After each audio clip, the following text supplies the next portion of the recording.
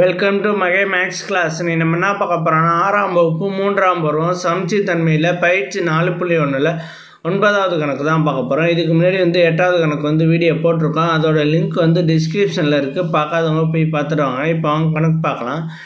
9வது கணக்கு. ஒரு பகடையானது படத்தில் உள்ளவாறு 6 முகங்களை கொண்டிருக்கும்.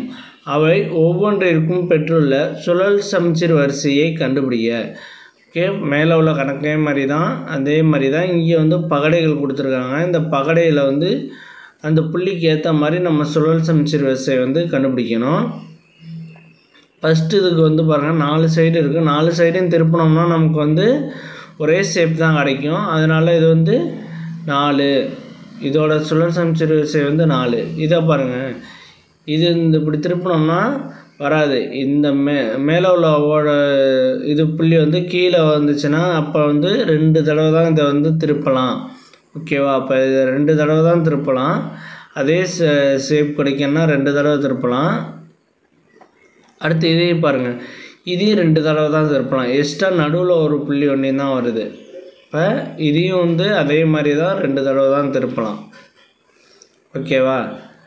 அடுத்து பாருங்கள், 4 இருக்குது, 4 புள்ளி இருக்குது. 4 புள்ளி இருக்கிறது எந்த பக்கத்து திருப்பினாலும் அதே ஷேப் தான் கிடைக்கும். ஓகேவா? எந்த வச்சாலும் அதே ஷேப் தான் கிடைக்கும்.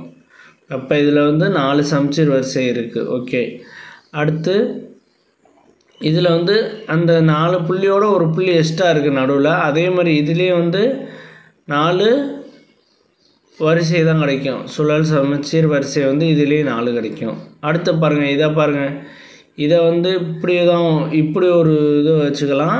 கீழே ஒரு இதை மாற்றினோம்னா கீழே உள்ள சைடு